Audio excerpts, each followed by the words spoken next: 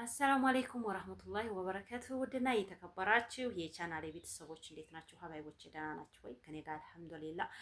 በያላችሁበት ሰላማችሁ ብዝት ብዝዝት ይበል፣ ጤና ፍቅር ይስጥልኝ እያልኩኝ እመኛለሁ እህቶቼ እና ዛሬ በአዲስ ቪዲዮ መጥቻለሁኝ።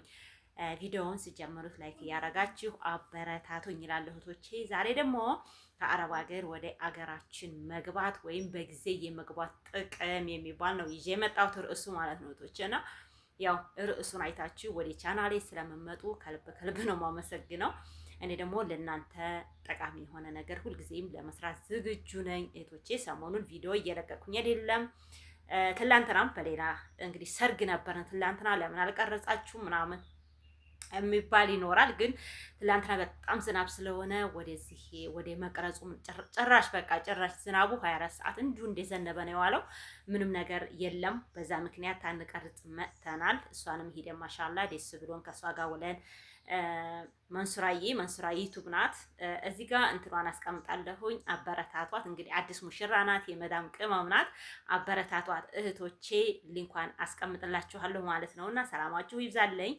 ዛሬ እንግዲህ ከአረብ ሀገር ወደ ኢትዮጵያ ስንገባ በጊዜ መግባት ጥቅም አለው እህቶቼ፣ ጥቅም አለው። እውነቴን ነው የምላችሁ እና ጥቅሙ አንደኛ የጤና ሁኔታ፣ በጤና እንመልሳለን።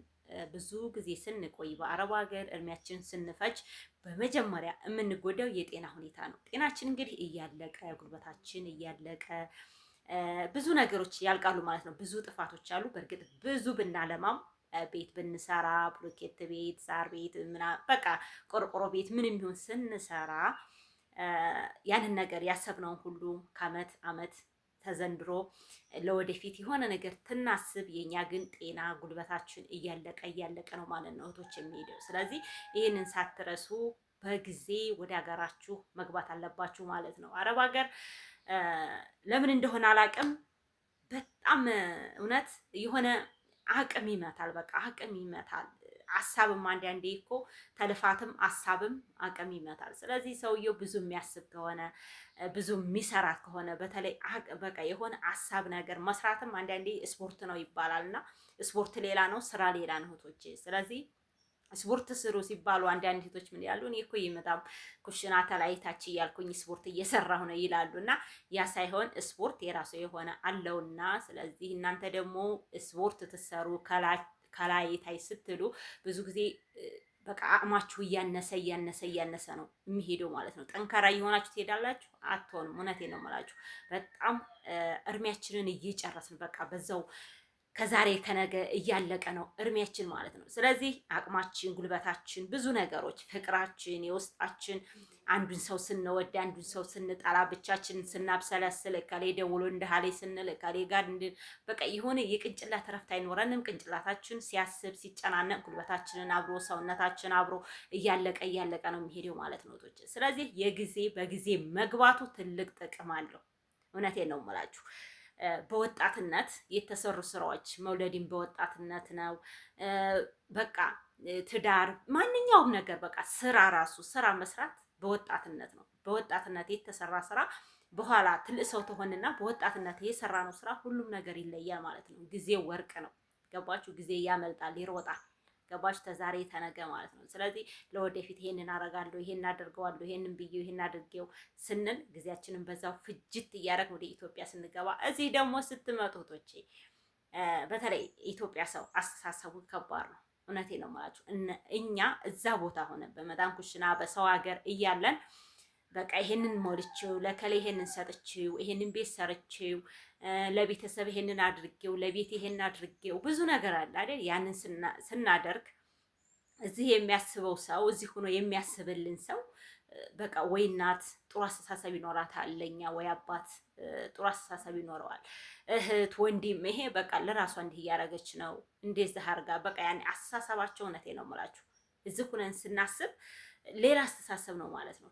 ስለዚህ አረብ ሀገር ያለው ሰው አስተሳሰብ እና ኢትዮጵያ ያለ ሰው አስተሳሰብ እኩል አይደለም። ስለዚህ እናንተ በጊዜ ለምን በቃ ግማሽ ለምን ብዙ አትቀዱ። በቃ ብዙ እቅድ ብዙ እድሜ ይፈጃል። ብዙ እቅድ ብዙ ጉልበት ያስፈጃል። ብዙ እቅድ ደግሞ እንደዚሁ ጉልበታችሁን እየበላ ነው የሚሄደው። ስለዚህ ወደ ሀገራችሁ ጉልበታችሁ ታለ ማለት ነው። መውለድም ያኔ በልጅነት ነው የሚያምረው ማለት ነው። እና ወደ ሀገራችሁ መግባት አለባችሁ እህቶቼ።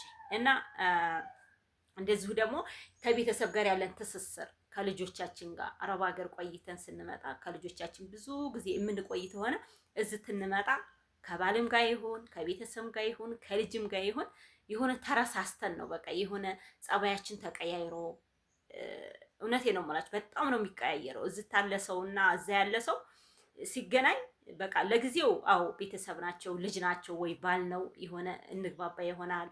የናፍቆታችንን አግኝተናቸው ደስ ደስ ሊለን ይችላል ማለት ነው። ከጊዜ በኋላ ግን ልጆቹም አይታዘዙን። እኛ በቃ ልክ እኛ ታዘን እኛ እንዲኖርበት አስተዛዘዝ እንዘዛችሁ ብንላቸው አይታዘዙም ማለት ነው። ልክ አባታቸው እንደሚያዛቸው ወይም አያቶቻቸው እንደሚያዟቸው እኛ እንዘዛቸው ስንላቸው አይታዘዙንም። እኛም በቃ እንደዛው። እኛ ደግሞ የልክነት እንዴት መሰላችሁ?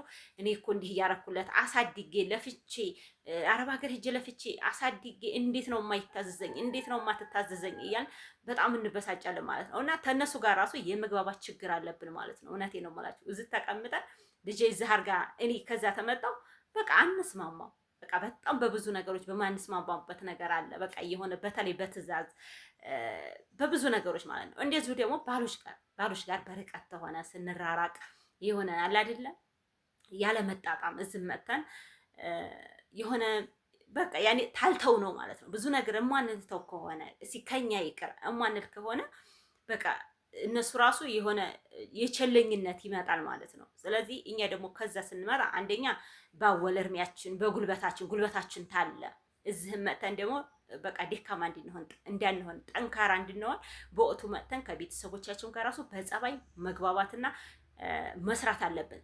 ራሱ ጤነኛ ሆነን ትንመጣ ነው የምንሰራው ማለት ነው። ለስራ ራሱ የሆነ ተነሳሽነት የሚኖረን ደክመን ስንመጣ ሳይሆን ለማረፍ ብቻ አይደለም ኢትዮጵያ መምጣት ያለብን። ኢትዮጵያ መተን ጥሩ ስራ አጋጥሞን ብንሰራ በጣም አሪፍ ነው፣ በልጅነት ተመጣ ማለት ነው። ስለዚህ እዛ እድሜያችን ፍጅት አድርገን 20 ዓመት 30 ዓመት እዚህ ቤተሰብ ባል ሌላ ሀሳብ ያመጣል፣ አባት ሌላ ሀሳብ ያመጣል፣ ልጆች አሉ በጎን አባቴ ብር አልሰጠኝም ለኔም ላኪልኝ ያለ ብዙ ነገሮች ገባችሁ። የዛን ሁሉ ቅንጭላት በቃ ቅንጭላታችን ይችላል ማለት ነው የቤተሰብን። ስለዚህ ያን ነገር እኛው ራሳችን እያዳከመን ስለሆነ የምንመጣው ለጤናችንም ሆነን ለሁሉም ነገር እዛ ሆነን ብዙ የምናካብት ከሆነ በቃ ኢትዮጵያ መጥተን ደስታም ላናገኝበት ስለምንችል በወቅቱ መጥተን ወደ ሀገራችን ሰላም አግኝተን ተቤተሰብ ተብዙ ነገር ከባሎቻችን ጋር ተገንዘባችን ጋር አስቀምጠን እንዲሁ ያንን ገንዘብ መጥተን ለሆነ ነገር የምናውለው ጤና ስንሆን ነው ማለት ነው።